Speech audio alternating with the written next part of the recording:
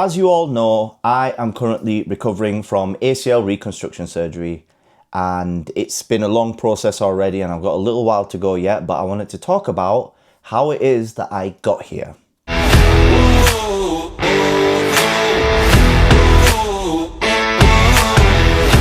So back in 2024, it was in January at a training session down in London at the London School of Wrestling. I was banging out the drills, getting some pace on, moving around the ring, and I landed right on my knee, and it felt a bit weird for the next few days right behind my knee. I later found out that this was a bit of a meniscus issue that I had, but I was, as you do as a wrestler, you're chasing it, you're going for it. So I did the thing that all wrestlers do. I ignored it. I stopped pushing my legs at the gym to cover it up because I had quite a few bookings coming up, and I actually had a Canada tour coming up as well. So I kept going with it, started actually getting issues with my hip as well, because it probably was connected. After my matches, what ended up happening was, obviously I was taking bumps. A lot of the bumps end up going down to your lower back as well. A lot of that shock, as well as coming up to your neck, it goes down to your hips and your lower back. That's why a lot of us end up having lower back issues as well, right? Because we're constantly throwing ourselves to the ground. So my hips started hurting as well. They'd fire up right after my matches. So I'm working with this knee injury, just managing it. I kept going until June 2024. 2 days before I was due to fly out to Canada for another tour. I had some good opportunities lined up. I'm wrestling at ICW. I'm at the Northumbria Uni. It's my debut. I'm wrestling Scotty Rourke. We're having a good match. We're rocking, we're rolling. And I was going to do a dive on him, something that I have done since the start of my career. Very normal. He's landed on right by the stage, and there was a little bit of space. I mean, actually, there wasn't that much space behind him and the stage, so I had to kind of pull it a little bit. So I've gone full speed diving in, and I've landed. My right knee has landed just fine. My left knee has landed and buckled. Dislocated kneecap. It went out, it went in. I straightened my knee out, it went in. I was just like, yeah, no, that's not good. That's not good. I knew straight away it wasn't good. Chucked him back in, carried on, finished the match. Adrenaline wears off, and yeah, I feel it. My wife took me to A&E that night, and yep, it was a dislocated patella. So unfortunately at that time, we went to the NHS A&E. Couldn't get an MRI scan, no matter how much I kicked and screamed. I got an X-ray. X-ray can only tell you so much. Probably spent about 2 or 3 months after that depressed, down on myself, and not really looking after my diet or myself or my mental health. To be honest with you, I think I was pretty heartbroken. 2 days before going out to a flight to Canada, I had some opportunities lined up there. I had to cancel my flight and all that stuff, so I was pretty heartbroken. The one thing that I didn't do was start working on my rehab straight away as well. But once the inflammation died down and everything, I actually got in touch with a really good physiotherapist called Adam Fleck. Big up Adam Fleck, down at Aspire Physios in Chesterley Street. And he worked really hard with me for the following 6 months after that, trying to get this knee back as strong as it could be. And literally I got it to a point where it was pretty solid to the point where he cleared me to come back to wrestle. And February 2025, I returned to wrestling. I then went on for the next 9 months. To have the best year of my wrestling career on a torn ACL. I went to Vegas. I went and did another Canada tour. I wrestled for TNA on Explosion. I went out to Canada again and got to do extra stuff at AEW. Things were going well. I wrestled some really good matches in the UK as well. And then, yeah, probably in the end of October, whilst I was wrestling for Rise, it was just a standard back suplex to feet, something that I've done a million times before.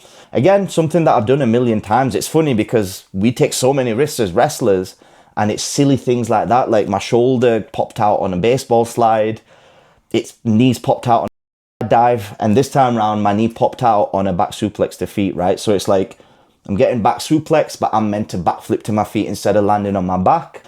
Ended up slightly getting mistimed, but I've landed again. Gone. Dislocation, and I'm just like, oh. Unfortunately, this time round, it was at the start of the match, I'm the Rise champion. We are literally, if you know anything about how Rise works, we are the only normal match on the Rise card of that day. And I'm like, yeah, I'm going to have to get through this. So next 10, 12 minutes, I got through the match. I don't know how, on one leg kind of, to be honest with you. I got through the match, but to be honest, I landed on it and I just knew, I was just like, this is not good. And even in that match, there was a time when I was so annoyed. Do you know what I mean? And I was just banging the mat and I was just like, there's nothing you can do. It's the nature of the job. You're going to get injured. It happens. It's probably a 99.99% injury rate in this business, in the history of the business. You all get injured. We all get injured. So yeah, we've had the match. I've gotten through it. Off we go to A&E again.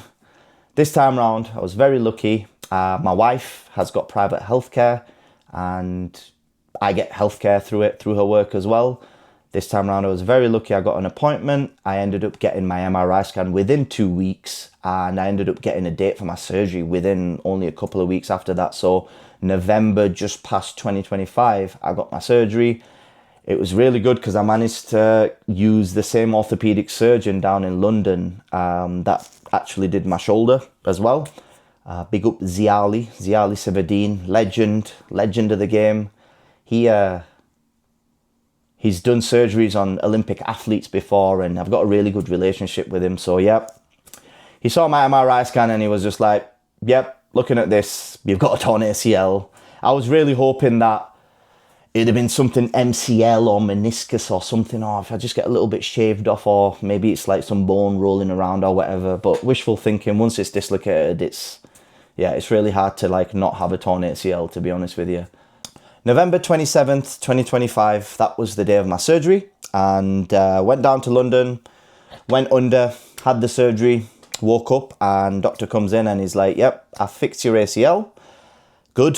They took, so basically what they do is they take a graft of your hamstring. So they basically cut off a part of your hamstring and they insert it in your knee to create the new ACL. So like right now, I've got like a big chunk of my hamstring missing as well. So yep, he fixed my ACL. He had to trim my meniscus. I was lucky I didn't need a full meniscus repair. He said he just trimmed it. I'm not going to pretend like I know what that means, but like he trimmed it. He got rid of some loose bodies again. I want to say that's like little bone fragments rolling around, but basically what it was a lifetime of like playing football, playing cricket, 10 years of wrestling. It's going to happen. I think we all have it in our knees as you get older, as you do more impact, as you jump in, being active and stuff. Like there'll be things in and around your knee. So he kind of like cleared out my knee. So it was about like that big the day after, and a couple of days after that too.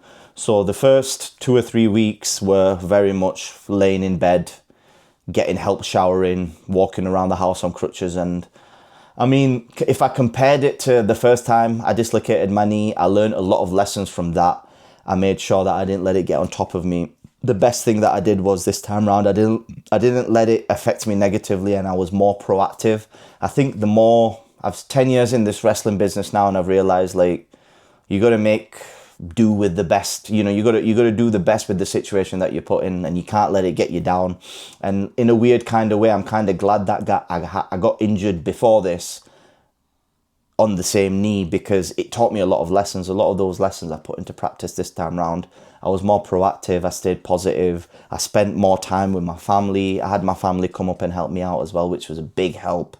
I spoke to a lot of my friends. I didn't hide away and stick my head in the sand. And I know other wrestlers that might be watching this, it's very easy to do that, isn't it? You get injured, you've not got that momentum, you can't post anything on social media, head in the sand, don't want to know anyone, you're just getting through the days. Trust me, that's not the best way to go. That is a first-class ticket to Depressionville.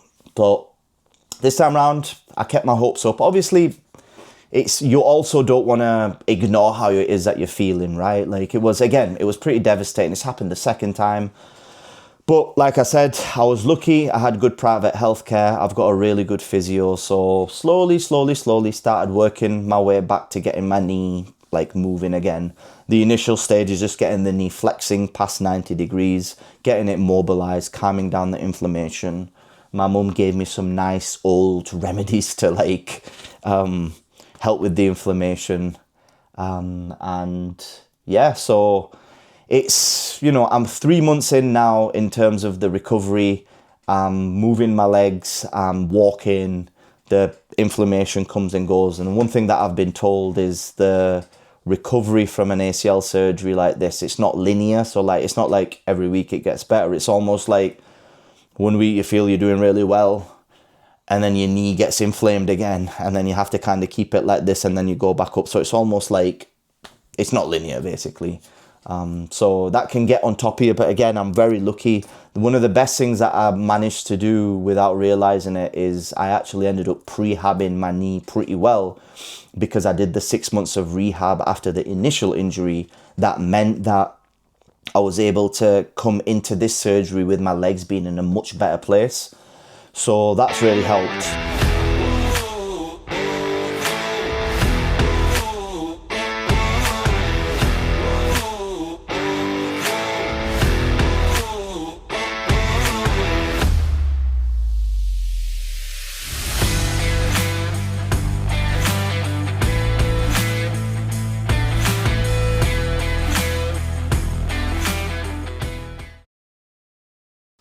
This is the first time I'm talking about my knee, and in a couple of months' time, I'll do another update video where hopefully I'm jumping and squatting and deadlifting. Until then, comment below, let me know if you're going through knee issues, if you've had ACL surgery, if you've got any advice for me, or if you would like any advice from me. Honestly, you don't want to be going through this by yourself. We make a nice community, and like I said, we're gonna go through this process together. Until then, see you later.